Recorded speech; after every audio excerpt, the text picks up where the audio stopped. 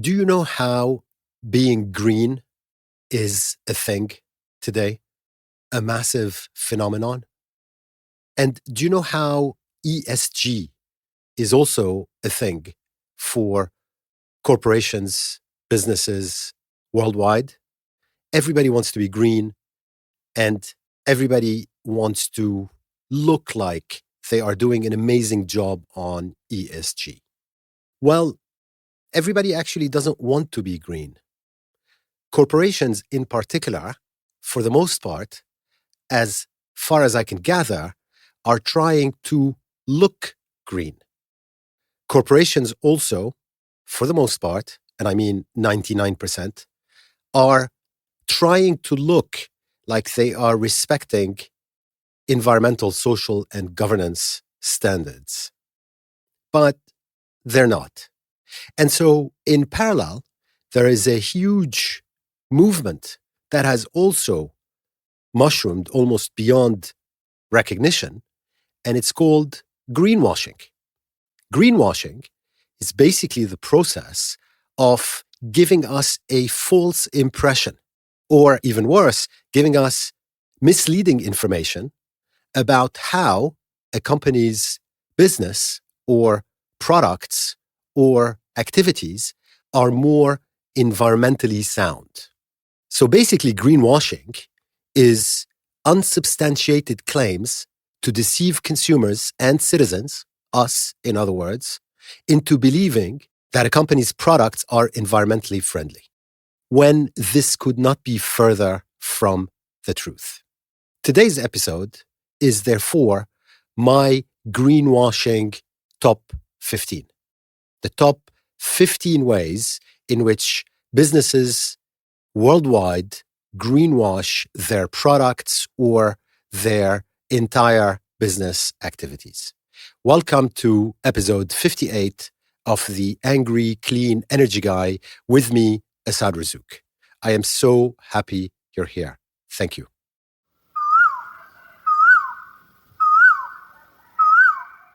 Here are my greenwashing top 15. Number 1, big oil rebranding methane gas decades ago as natural gas. Every time you see the word natural gas being used, it's greenwashing. Why? It's fossil gas. It's about as dirty as coal when you account for all the emissions that are used to produce it, then transport it, then liquefy it if that's required, and then get it to the end user. But some very smart marketing minds came up with that word natural gas to replace fossil gas and methane gas, which are far more appropriate ways to call it. And by rebranding it as natural gas, they just put us to sleep, didn't they? It's just such a wonderful public relations job. They deserve probably one of the top prizes globally for the best PR anytime, anywhere. And so that's number 1 on my greenwashing top 15 list. Number 2 is big oil inventing carbon footprint calculators. Now, what is that? Back in the early 2000s, oil and gas companies were struggling with how best to make us consumers feel guilty about our use of fossil fuels in order for them to shift responsibility to us and therefore be in a position to say, oh, you know what? I'm only producing this oil and gas because you are using it. And British Petroleum, BP, invented the notion of a personal carbon footprint calculator and then popularized it on the back of a $100 million advertising campaign each year from 2004 to 2006. So for 3 years, BP drilled into consumers worldwide the concept of a carbon footprint calculator for individuals. And they labeled their campaign Beyond Petroleum to imply, in a subtle manner, that in order for them, BP, to move beyond petroleum, only individuals cutting their carbon footprints mattered. It was brilliant, and it worked because carbon footprint calculators are now everywhere, and people use them earnestly without having a clue that they are falling into the trap set to them by BP and other oil and gas companies. Number 3, top 15 greenwashing technique: any corporate plastic recycling pledge whatsoever. Do you know why? Because in reality, in the real world, there is no recycling infrastructure at scale anywhere. We just assume that there is because those who make and sell plastic don't talk about it, and because they made sure that this pretend recycling makes us feel good. Doesn't it feel great when you drop something into the correct recycling bag? It does. But in fact, most of the plastic we use in our daily lives is either not recyclable or no one actually bothers recycling it. And the statistics are humbling, to be honest. We've recycled less than 7% of all the plastic we've ever produced in the history of the world. And we've dumped into the oceans another 5% minimum. That's about dumping the weight of 5 billion people into the oceans. What have we done with the rest? Well, we've either burnt it or we shipped it to China or the Philippines or Thailand or one of several African countries, all of which lack recycling infrastructure. So if they tell you that they're recycling, don't believe them. And to be honest, I'm not even sure you should bother dropping anything into a recycling bin. That's just the hard truth.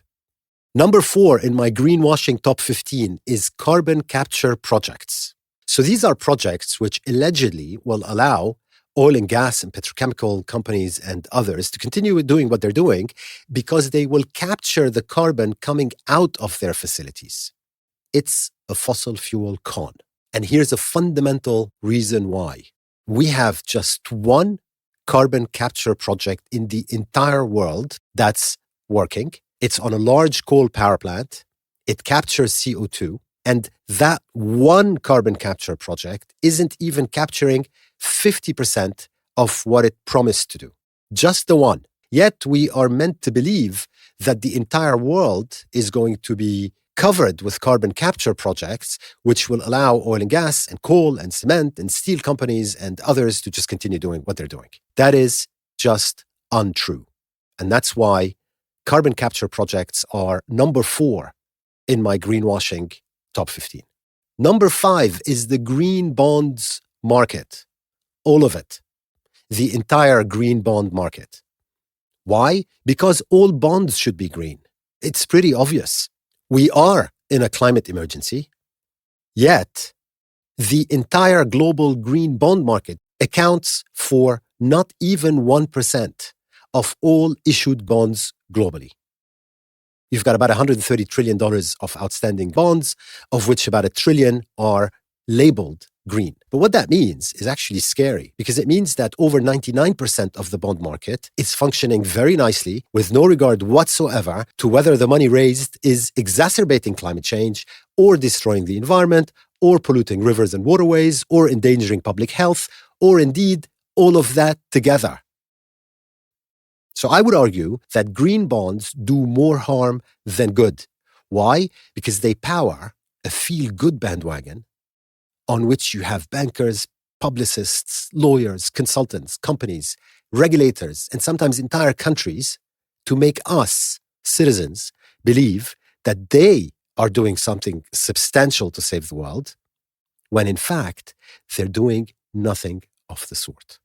All bonds should be green. And that's why the green bond market is number 5 in my greenwashing top 15. Number 6 is any polluting company making noises about planting trees. I mean, if you just hear planting trees coming out of any polluting company, it's greenwashing. There are 2 fundamental problems with what I would label as the planting trees propaganda machine. The first is that these polluting companies actually have no incentive to stop their pollution in the first place, and planting trees is merely an excuse to continue polluting. And the second is that even if it were possible to be absolved for environmental destruction by planting trees, surely polluters, corporate polluters, should not be allowed to sell that absolution as carbon offsets. But that's exactly what many polluters are doing. And Shell, the oil company, is my favorite example, and by far the biggest culprit. It asks consumers to pay a premium at the pump in some countries to buy carbon offsets from them, Shell, and these are the very same carbon offsets coming from its I am planting trees propaganda, and makes a profit on it. What polluting companies need to do is in reality super straightforward. They have to stop emitting carbon. And to do that, they need to cut down their emissions, not go off and plant trees. And that's why any polluting company making noises about planting trees is number 6 on my greenwashing top 15. Number 7, the voluntary carbon markets in their entirety, because their time is long gone. I've covered this in my previous podcasts here and there. And so to make a long story short, voluntary carbon markets were born in the early 2000s as a temporary effort to transition to a low-carbon economy and were supposed to have disappeared by 2020. Well, it's now 2022. And that's why voluntary carbon markets are number 7 in my greenwashing top 15. Number 8 are corporate net zero pledges with no plans to cut emissions to zero, which is pretty much every single corporate net zero pledge in the world. We have to move not to net zero, but to zero, because we have a climate emergency on our hands. Therefore, actions that don't decrease emissions directly, permanently, and consistently are frankly meaningless. There's a new report by the New Climate Institute and Carbon Market Watch on the net zero plans of the world's biggest companies. No surprise there, they found all of them inadequate. But I loved one particular chart where they summarized global net zero pledges roughly as follows in 4 categories. Category 1 is what they appear to pledge, and there, what they appear to pledge is massive. Category 2 is what they really commit to, and that's very, very little. Category 3 is what is left out from those corporate net zero pledges, and the answer is almost everything. And category 4 is what is unclear, and it turns out that what is unclear is lots and lots and lots. And that's why corporate net zero pledges with no plans to cut emissions to zero are number 8 on my greenwashing top 15. Number 9, oil companies trumpeting renewables while planning to maintain or increase oil and gas production. One of my favorites is Equinor, the Norwegian oil company. So they declared in an update on their climate plans recently that they have set a clear ambition to become a net zero energy company by 2050. Now, already when you hear net zero, immediately a red flag should go off. And according to their statement, Equinor also set interim ambitions, aiming to reduce net carbon intensity with blah by 2030 and blah by 2035.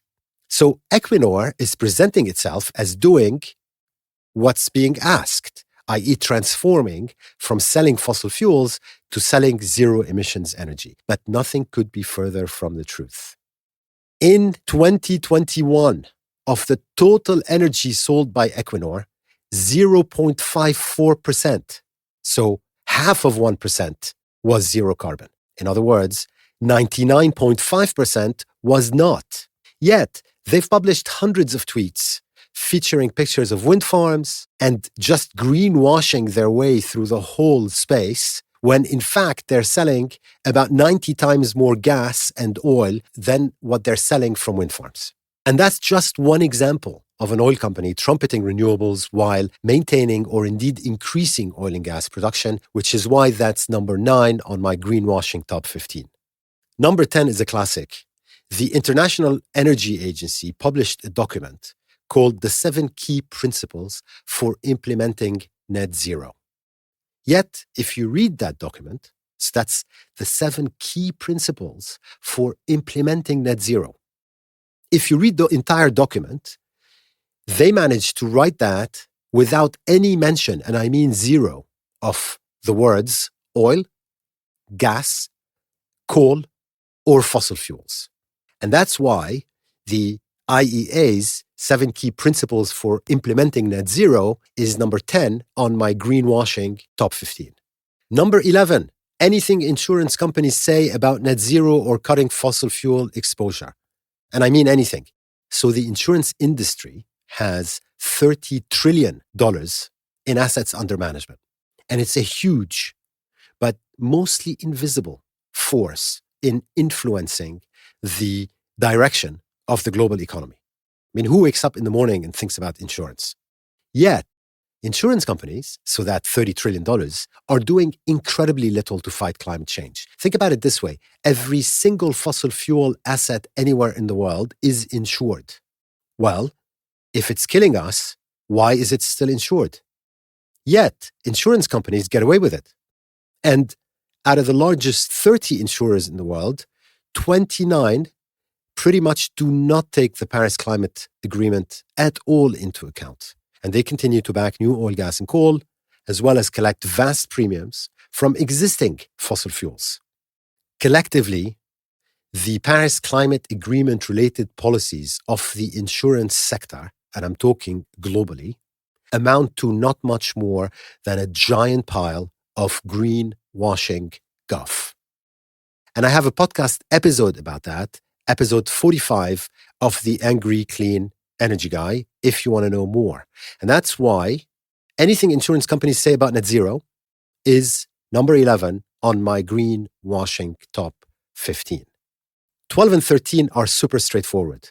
Number 12 is law firms, all of them. Why?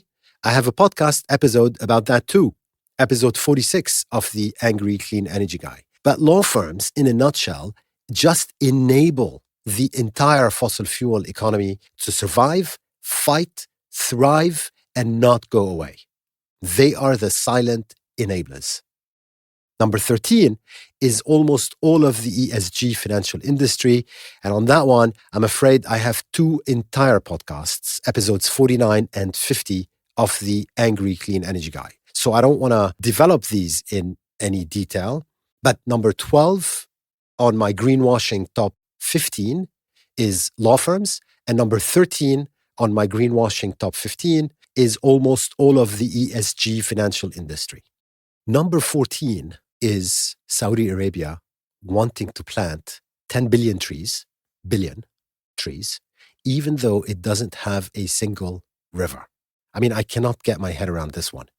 Here is all you need to know. Saudi Arabia is a nation where there is no river at all. None. They have a few lakes here and there. They've got a few oases in the desert, but they consume double the amount of water consumed by any developing nation in the world. And without a single river, they issue pledges to plant 10 billion trees. I mean, I don't really need to say anymore, do I? And so they make it comfortably at number 14 on my greenwashing top 15. And finally, number 15 is a new thing, and it's called carbon neutral LNG cargoes. So these are massive ships transporting liquid gas. And apparently, if you just Google carbon neutral LNG cargoes, you'll see that many people in the press are taking seriously their press releases that these LNG cargoes are carbon neutral. Because apparently the carbon offsets that their owners have bought from the voluntary carbon markets, of course, mostly created by planting trees, then estimating how many carbon emissions the tree is going to absorb, then printing that amount on a piece of paper, then selling that piece of paper to polluters, allows them to continue to pollute because they can offset the carbon they emit with that piece of paper. And therefore, oil traders can run around, present their LNG as carbon neutral, and say incredibly little about how the emissions from that cargo were estimated, whether they include emissions throughout the life cycle of the gas, where the carbon offsets were purchased from, how much they paid for them. And yet they want us to believe that the very same old dirty polluting gas, which leaked methane gas all the way from production to transportation to shipping to usage, is now just fine because the oil traders cleaned it in the voluntary carbon markets. And that's why carbon neutral LNG cargoes are number 15 on my greenwashing top 15. thank you so much for listening this far to this episode 58 of the Angry Clean Energy Guy. I've missed many other greenwashing tricks. We haven't even touched on fast fashion and the fashion industry and what they're up to, or the different hydrogen colors and the alleged way that natural gas-powered hydrogen, there's that natural gas again, is going to save us from our climate crisis. But I'll stick to that top 15 for now and maybe come back with more in a later episode. And so just to recap what these were, my greenwashing top 15. Number 1, big oil rebranding methane gas as natural gas. Number 2, big oil inventing carbon footprint calculators. Number 3, any corporate plastic recycling pledge. Number 4 is carbon capture. Number 5 is the green bond market, all of it. Number 6, any polluting company making noises about planting trees. 7 is voluntary carbon markets. Number 8 is corporate net zero pledges with no plans to cut emissions to zero. Number 9, oil companies trumpeting renewables while planning to maintain or increase oil and gas production. Number 10, the International Energy Agency's 7 key principles for implementing net zero document. Number 11, anything insurance companies say about net zero. Number 12, law firms. Number 13, almost all of the ESG financial industry. Number 14, Saudi Arabia wanting to plant 10 billion trees. And number 15, carbon neutral LNG cargoes. As always, please send me anything you can think of in terms of greenwashing to my email address listed at theangrycleanenergyguy.com. And if you like this episode, please share it and tell your friends. Thank you so much for listening to me, Asad Razouk, on this episode 58 of the Angry Clean Energy Guy, and have a great couple of weeks.